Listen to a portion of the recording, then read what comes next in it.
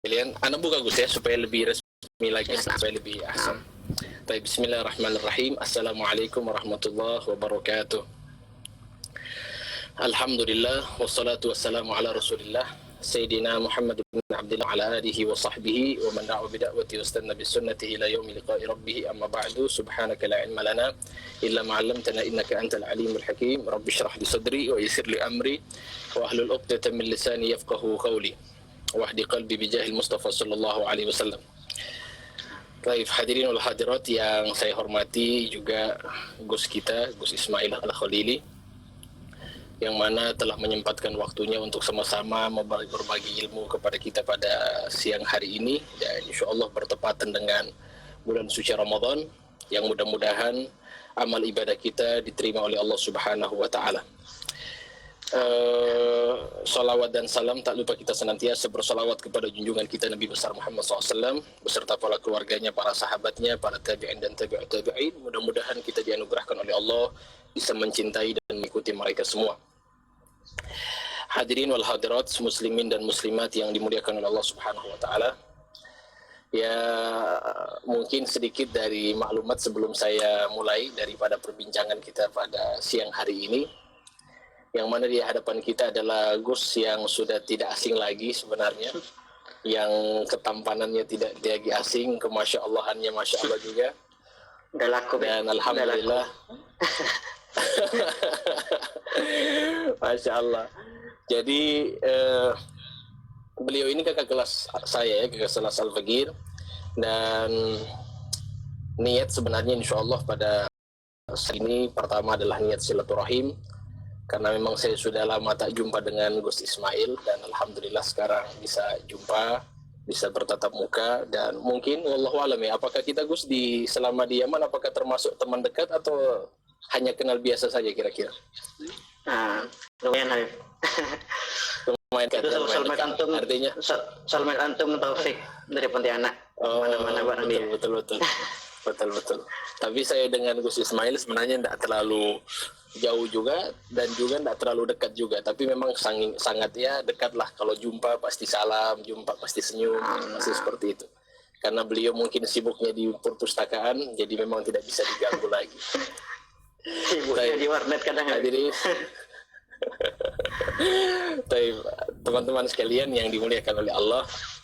Jadi insya Allah perbincangan kita pada siang hari ini berkaitan dengan motivasi Ramadan yang sudah menjadi tema kita.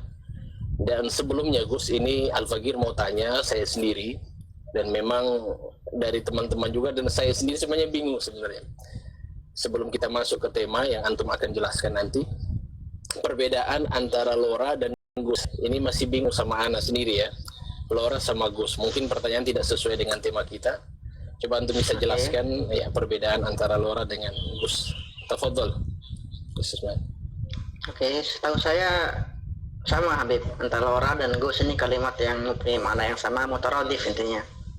Cuma kalau Gus ini istilahnya untuk putra para kiai di Jawa, sedangkan Lora ini adalah istilah untuk anak-anak kiai di Madura yang masih jomblo. Kalau udah nikah udah gak lantas sebenarnya dipanggil orang itu. Iya, karena kalau saya sering katakan ya, kalau mau dinamakan kiai ya, kalau masih belum menikah nggak bisa dinamakan kiai Habib. Soalnya kalau mau dinamakan kiai syaratnya harus ada bunyainya Habib. Oh gitu, masya Allah. Iya. Nah, Gus sama Lora mana yang sama? Cuman meskipun ada kenangan waktu di Tarim, semuanya manggil Gus. Hatta orang-orang Afrika, orang Inggris, orang Amerika, semuanya manggil Gus. Sampai suatu ketika waktu di Darul Madinah ya, orang Somal dia heran Habib, nanya ke Ana, antum ini sebenarnya namanya Ismail apa Gus sih? Ya, namanya Ismail. Loh, kok orang-orang kok manggilnya Gus? Ya, Gus itu istilah untuk anak kiai di daerah kami. Oh, kamu tahu apa maknanya Gus itu dalam bahasa Somal? Ternyata Gus itu bahasa Somalnya Habib itunya laki-laki. Ya Allah. Jadi makanya dia daerah lain. Ya udah, Ana bilang sama dia, udah untuk ente jangan manggil Ana Gus. Untuk orang Somal jangan manggil Ana Gus. Masya Allah, luar biasa. Jadi itu ya perbedaannya, sebenarnya tidak ada beda ya. Cuman kalau seandainya masih muda, masalahnya masih muda, biasanya kalau Ana lihat sih kalau masih muda dipanggil Gus, tapi kalau sudah tua kayaknya Kiai. Tapi juga ada yang tua tetap dipanggil Gus. Nah, sudah jadi lakop. Naam. Betul. Ya khair, Masya Allah, terima kasih banyak penjelasan dari Syekhona. Jadi sedikit maklumat juga kepada teman-teman yang belum tahu, dan walaupun memang kebanyakannya sudah tahu, beliau ini termasuk dari salah satu keturunan Syekhona Khalil Bangkalan yang tidak asing lagi, dan insya Allah mudah-mudahan ilmu pada siang hari ini kita bisa ambil, kita bisa amalkan. Amin, dan bukan hanya cukup kita tatap muka seperti ini. Insya Allah yang pertama adalah niat silaturahim sesama kita, ya. Dan yang kedua adalah memberikan manfaat. Kata Nabi SAW, khairun nas anfa'uhum linnas, sebaik-baik manusia yang selalu memberikan manfaat kepada orang lain. Baik, Gus, mungkin kita mulai saja insya Allah pada sesi pertama. Insya Allah mungkin penjelasan dari Antum dan teman-teman yang sudah siap untuk mendengarkan nasihat dari Antum yang berkaitan dengan masalah motivasi Ramadan. Ya, kira-kira giat-giat apa yang harus kita lakukan untuk Ramadan tahun ini yang insya Allah mudah-mudahan bisa bermanfaat kepada yang lain. Kepada Antum disilahkan, Gus. Assalamualaikum warahmatullahi wabarakatuh. Bismillahirrahmanirrahim. Faqad nawaitu ta'allum wa ta'lim, tadhakkur wa tadhkir wa naf'al intifa' wal ifadah wal istifadah wal hasal at-tamassuki bi kitabillah sunnatur rasulih wa da'wah ila Allah wa dilala il huda ibtigha wajhillahi wa mardatihi qurbi subhanahu wa ta'ala. Awalan, pertama-tama nuhanni maratan ukhra lil ummatil islamiyah bi qudumi hadzal syahril azimil karimil mubarak. Saya ucapkan sekali lagi selamat ya atas umat Islam khusus Islam di Indonesia atas datangnya bulan yang penuh keberkahan ini, bulan yang penuh kemuliaan ini, bulan yang penuh dengan rahmat dan ampunan Allah Subhanahu wa taala, yang mana tentang bulan ini saya sering kali mendengar dari guru saya Sayyid Habib Umar bin Hafiz satu makalah yang sepertinya bukan hadis ya, yaitu lau ya'lamun nas ma fi Ramadan latamannau an takuna sanah kulluha Ramadan. Andai saja orang-orang ini tahu ya hakikat kemuliaan di bulan Ramadan, betapa agungnya pahala-pahala yang Allah berikan di dalam bulan Ramadan, maka semua orang akan berharap andai saja semua tahun ini adalah semuanya Ramadan. Andai saja semua bulan ini adalah semuanya bulan Ramadan. Jadi kemarin sempat saya jelaskan bahwa banyak orang yang memandang Ramadan ini sebagai bulan yang biasa. Ya. Sebabnya apa, Habib? Sebabnya karena mereka tidak mengetahui betul tentang kemuliaan bulan Ramadan. Jadi ibaratnya seperti yang diibaratkan oleh Imam Ghazali. Jadi beliau pernah memberikan perumpamaan, andai saja anak kecil, Habib, disuruh milih antara mainan dengan emas, maka dia akan mengambil apa? Ya pasti mainan. Pastinya mainan. Mengapa dia mengambil mainan? Karena seorang anak kecil tidak mengetahui harga emas. Dia tidak mengetahui betapa berharganya emas.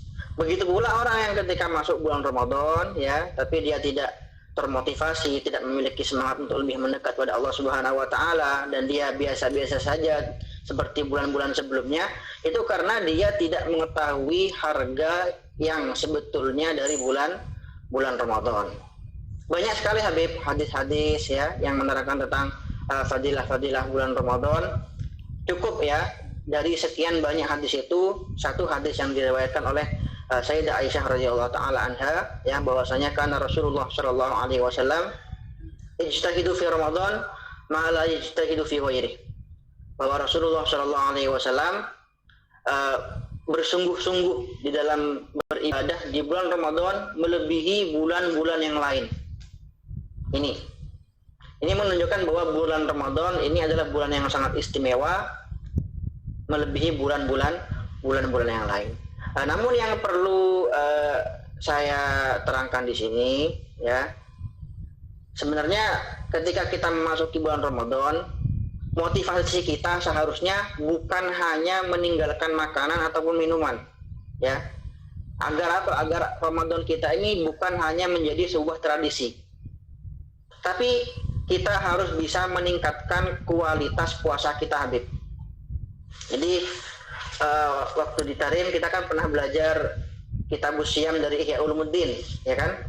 Antum pernah belajar juga di sana, Habib, pada bulan Ramadan. Habib Umar membacakan Kitabus Syiyam dari Ihya Ulumuddin. Di situ Imam Ghazali dalam Ihya-nya menjelaskan bahwa puasa itu ada 3 tingkatan, Habib.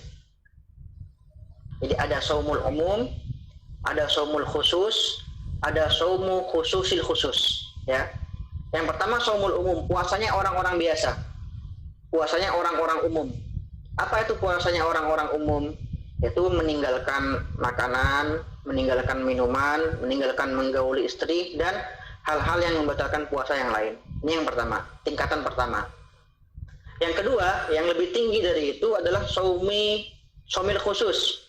Bukan hanya meninggalkan makanan, bukan hanya meninggalkan minuman, ya, tapi meninggalkan setiap hal yang tidak diridhoi Allah Subhanahu wa taala. Dalam artian kita bukan hanya menjaga perut kita dari makanan, ya, tapi kita juga menjaga mata kita dari maksiat, menjaga lisan kita dari maksiat, menjaga telinga kita dari maksiat, ya. Karena apa? Karena saumul khusus ini adalah satu syarat agar puasa kita bisa mendapatkan pahala, Habib. Jadi belum tentu ketika kita meninggalkan makanan, meninggalkan minuman, kemudian puasa kita pasti mendapatkan pahala, bukan. Banyak sekarang ya orang-orang yang berpuasa, ya, tapi masih tidak menjaga lisan, masih suka gosipin orang, masih suka bully orang, ya, masih suka julitin orang, atau masih suka mengganggu orang lain, seperti itu. Nah, orang-orang yang seperti ini disebutkan oleh Rasulullah SAW dalam satu hadis, ya, bahwasanya kam min shaimin laisa lahu min siyamihi illal ju' wal atash. Banyak orang yang berpuasa tapi dia hanya mendapatkan haus, hanya mendapatkan lapar saja. Kenapa? Karena meskipun dia menjaga diri, tidak makan, tidak minum, tapi dia tidak menjaga anggota badannya dari hal-hal yang diharamkan oleh Allah Subhanahu wa taala. Makanya ini adalah hikmah utama dari berpuasa, Habib. Ya, dalam Al-Qur'an disebutkan bahwa ya ayyuhalladzina amanu kutiba alaikumus syiyamu kama kutiba alal ladzina min qablikum. Wahai orang-orang yang beriman, telah diwajibkan atas kalian puasa sebagaimana diwajibkan atas umat-umat yang lain. Apa hikmahnya? Ya, la'allakum tattaqun. Jadi kalau kita belajar ilmu nahwu, la'alla ini faedahnya untuk tarji, Habib. Ya kan? Mengharapkan sesuatu yang masih mungkin, yang masih ada peluang. La'alla zaidan qaimun, la'alla zaidan, ya, jai'un ila akhirih. Tapi ketika la'alla ini sudah dinisbatkan pada firman Allah Subhanahu wa taala, maka la'alla ini maknanya adalah litahqiq. Maknanya adalah litahqiq. Berarti maknanya la'allakum tattaqun, ketika kamu berpuasa dengan semestinya dan diterima oleh Allah Subhanahu wa taala, kamu akan menjadi orang yang bertakwa. Takwa ini menurut definisi Imam Ghazali adalah menjauhi setiap hal yang di situ ada bahaya terhadap agama. Entah itu perkara haram, entah itu perkara syubhat, dan perkara-perkara yang lain. Yang penting itu menjauhi setiap perkara yang tidak diridhoi oleh Allah Subhanahu wa taala, seperti ini. Jadi saya mengharapkan sekali kepada para sahabat agar tidak cukup berpuasa dengan puasanya orang-orang awam, tapi kita juga harus meningkatkan kualitas puasa kita menjadi saumil khusus, ya, yaitu bukan hanya menjaga diri dari makan minum, tapi juga menjaga lisan, menjaga telinga, dan menjaga mata dari hal-hal yang tidak diridhai Allah Subhanahu wa taala. Itu sekilas. Baik, Masya Allah. Terima kasih banyak, jazakallahu khairan, Gus Ismail yang telah menyampaikan hal-hal yang penting dan motivasi buat kita semua. Ya, intinya yang beliau sampaikan tadi itu jangan sampai Ramadan kali ini ya hanya mendapatkan ya Ramadan sifir lah, kira-kira kosong, keluar dari Ramadan tidak mendapatkan apa-apa sama sekali. Dan saya mengambil dari pesan beliau tadi, jadi usahakan jangan sampai kita berpuasa seperti orang awam, sebagaimana 3 hal atau 3 jenis orang berpuasa di bulan suci Ramadan. Ya, usahakan kita paling tidak yang menjadi ya jenis manusia yang kedua lah ketika berpuasa, jangan menjadi yang pertama. Ya, itu paling tidak. Karena memang Habib, yang ketiga ini bukan tingkatan kita. saumi khususil khusus. Nah, yaitu apa ya, berpuasanya hati dari setiap hal yang menjauhkan kita dari Allah Subhanahu wa taala. Jadi ini udah tingkatannya para aulia. Nah, memang sulit sekali Gus berarti ya. Tapi insya Allah mudah-mudahan kalau memang orang-orang yang berusaha insya Allah bisa. Amin, insya Allah, insya Allah. Nah, jadi Gus juga sudah singgung tadi masalah hal yang bisa menghilangkan pahala puasa kita, yaitu seperti riba. Itu juga kan memang sudah disampaikan Gus ya oleh Rasulullah SAW. Walaupun memang hadisnya dhaif juga ya. Ya khamsun yuftirna shaim itu ya. Nah, itu ada khilaf. Memang bahkan menurut sebagian ulama, Habib, menurut sebagian ulama memang menghibah ya atau menggosip orang pada waktu puasa itu membatalkan puasa, bukannya membatalkan pahala puasa, tapi juga membatalkan puasa. Dari memang dari berarti langsung diambil, walaupun secara hakiki, secara teks Nabi SAW yuftirna ya memang membatalkan Gus ya. Naam. Meskipun memang ada perdebatan dalam status hadisnya. Masya Allah, luar biasa. Jadi kalau Gus Ismail ini memang terkenal kalau mau tanya hadis sama beliau, mau tanya fikih sama beliau. Ini Masya Allah. Anakil Habib. Masya Allah, masih muda. Menikah udah nikah Gus? Belum ya? Udah ya, Habib, udah. Oh, anak kira belum.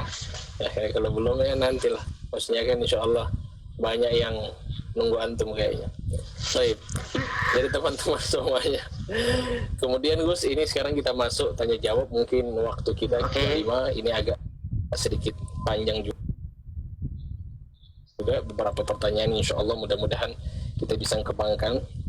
Ya, jadi Al-Fagir di sini moderator, antum yang jawab semua pertanyaan Gus ya Allah. Dan sebenarnya saya juga ini murid daripada beliau sebenarnya seperti itu. Ya, karena beliau pernah ngajar waktu itu di Darul Mustafa juga sama para santri yang hadir, dan ana pernah dengar juga, Masya Allah.